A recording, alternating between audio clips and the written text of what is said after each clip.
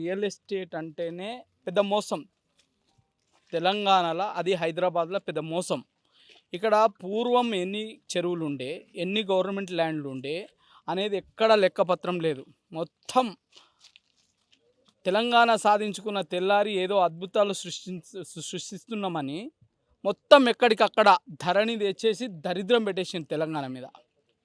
మీరు ఎక్కడన్నా చూడుండ్రి, నేను ఇవాళ ఇది మీరు ఇవాళ ఇది చూపెడుతుండ్రు. ఇంకో కాడ ఇదే వర్టెక్స్ ఆల్రెడీ నోటీస్ ఇచ్చిన, ఇదే వర్టెక్స్ ఏదైతే ఉందో ఇంకో కాడ నాలాని మొత్తం డైవర్షన్ చేసి పడేసింది. ఇనాం భూములని మొత్తం ఏది డెవలప్మెంట్కి తీసుకున్నది. తీసుకోవచ్చా చట్ట ప్రకారం? రామసముద్రం కుంట మియాపూర్లో ఈ సేమ్ ఇట్లే చెరువు మొత్తం కబ్జా పెట్టి అన్నీ. ఇంకోటి ఏంటి అంటే, ఒక ఎకరాల్లో హైరీజ్ బిల్డింగ్లు ఏవైతే ఉంటాయో నేషనల్ బిల్డింగ్ రూల్స్ ప్రకారం కానీ, స్టేట్ బిల్డింగ్ రూల్స్ ప్రకారం కానీ, కేంద్ర పర్యావరణ రూల్స్ ప్రకారం కానీ నీకు 1,20,000 అంటే ఒక ఎకరంలో 1,20,000 25,000 స్క్వేర్ ఫీట్లు ఎస్ఎఫ్టీ రావాలి. కానీ ఎన్ని వస్తున్నాయి ఇవాళ? మీరు ఇవాళ ప్రభుత్వాలు ఎవడికి ఉడికేం చేస్తున్నాయి? నిన్న మొన్నటి దాకా ఇదే వెంచర్లో ఒక సహభాగస్వామిగా ఉన్న ఒక నేత గతంలో టీఆర్ఎస్ పార్టీలో ఉండు, ఇప్పుడు ఆస్తులు కాపాడుకోవడానికి, రియల్ ఎస్టేట్ చేసుకోవడానికి, బిజినెస్లు చేసుకోవడానికి ఇలా మళ్ళీ అధికార పక్షంకి వచ్చిండ్రు. వాడే వీడే వాడు ఏమున్నదిగా.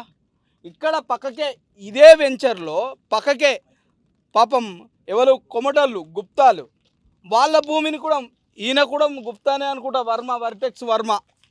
ఈ వర్టెక్స్ వర్మ మీద స్టేటస్కో ఉంది ఆర్డర్. స్టేటస్కో ఉండగా కూడా ఆ భూమిని ఎంక్రోచ్మెంట్ చేసి ఇలా వాళ్ళని అరిగోస పెడుతుండు.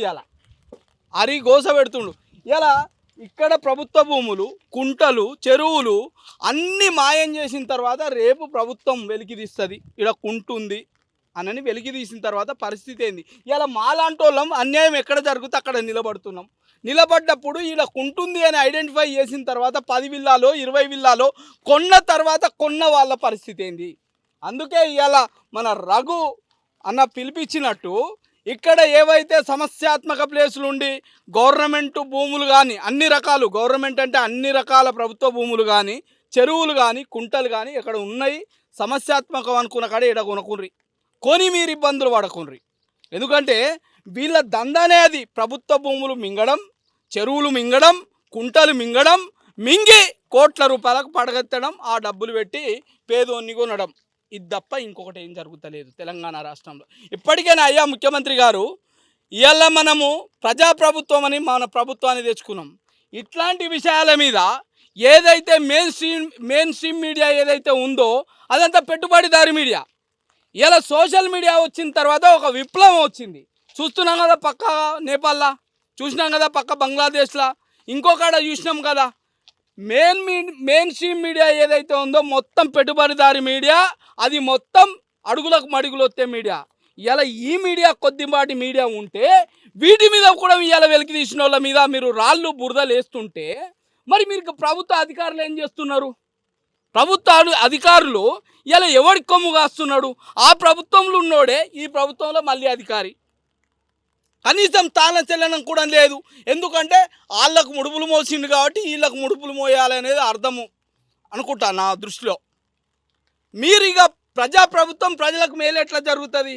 ఇలా ఇక్కడ 2 కోట్లో 3 కోట్లో 5 కోట్లో ఏదో ఉద్యోగం లేకపోతే వ్యాపారం చేసుకునే ఒక వ్యక్తి కొన్న తర్వాత వాడి పరిస్థితి ఏంది? ఎవడు జవాబుదారీతనము? ఇవాళ అర కొర 1 2 అట్లా చూపించుకోవడానికి ఏదైనా రిప్రజెంటేషన్స్ పోతే వాళ్ళ మీద ఫైన్లు వేస్తుండ్రు తప్ప అది ఎందుకుందో, ఎవరి కోసం ఉందో, ఆ హెచ్ఎండిఏ ఎందుకుందో, ఈ జిహెచ్ఎంసీ ఎవరి కోసం ఉందో ఎవరికి అర్థం కాని పరిస్థితి.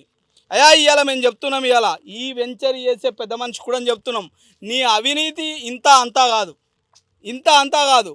నువ్వు ఇవాళ ఎవరికో ఒకరికి నోటీసులు ఇచ్చుడు, లేకపోతే పరువు నష్టం వేసుడు, ఇంకేదో చేద్దామని అనుకుంటున్నావు నువ్వు. బిడ్డ చూసుకో, ఇవాళ మీరేదైతే ఆంధ్ర పెట్టుబడిదారులకు వ్యతిరేకంగా మేము ఇవాళ కొట్లాడినాం, ఆంధ్ర రాజకీయ నాయకులను తన్ని తరిమేసినాం. ఇక మీరు పెట్టుబడిదారులు ఉన్నారు, ఇవాళ మిమ్మల్ని తన్ని తరిమేసే రోజు ఇలా ముందడికి వస్తుంది బిడ్డ చెప్తున్నాం. ఇవాళ తెలంగాణ బిడ్డల మీద ఎవరి మీదనన్నా మీరు అక్కసుతోటి మీరు ఉన్న నిజాయితీగా బయట పెడితే అక్కస్తోటి మీరు ఇది చేస్తే ఖచ్చితంగా మీకు గుణపాఠం చెప్తాం.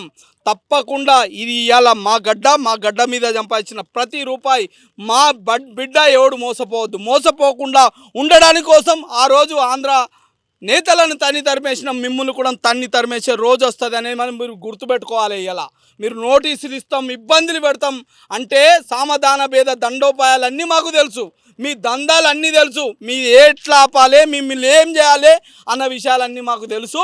ఇకనైనా ఒళ్ళు దగ్గర పెట్టుకోండి, మీ నోర్లు జాగ్రత్తగా ఉంచుకోండి. పిచ్చి ఆరోపణలు వేస్తే బిడ్డ ఇదే ప్రాంతంలో మిమ్మల్ని పాత్ర పెట్టక తప్పదని హెచ్చరిస్తున్నా. Thank you. సో ఇది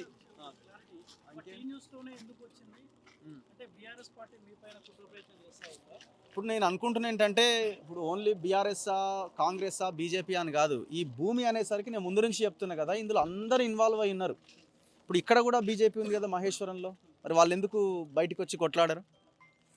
కాంగ్రెస్ వాళ్ళు ఎందుకు మాట్లాడరు? బీఆర్ఎస్ వాళ్ళు వేస్తున్నారు ఎందుకు అని అంటే ఒక టార్గెట్ ఒక మాట వర్టెక్స్ టిఆర్ఎస్ రెండు వేరు కాదు. రెండు వేరు కాదు. ఎందుకంటే నల్లగండ్లలో ఒక కమిషనరే వచ్చి ఏది మన జిహెచ్ఎంసీ కమిషనర్ వచ్చి బాగా జాగ్రత్తగా మేము ఇది చేస్తాం, ఎవడు అడ్డొస్తాడో చూసుకుంటామని చెప్పిండ్రు. కాబట్టి వర్టెక్స్ వేరు కాదు, ఇలా టిఆర్ఎస్ వేరు కాదు. అందుకే ఇలా వార్త ప్రచురించింది. నీ దగ్గర ఆధారాలు ఉంటే ఆ గుమస్తా తెలంగాణ పేపర్ కానీ ఇలా టీవీ ఛానల్ కానీ ఆధారాలు ఉంటే బయటపెట్టి అప్పుడు మాట్లాడు. లేదు అంటే నీకెట్లా గుణపాఠం చెప్పాలనో అట్లా చెప్తాం. ఇప్పుడు చెప్పినాం, 10 ఏళ్ళ పరిపాలన పండబెట్టినాం, మళ్ళీ పండబెడతాం. కొడక ఏమనుకుంటుర్రో మీరు?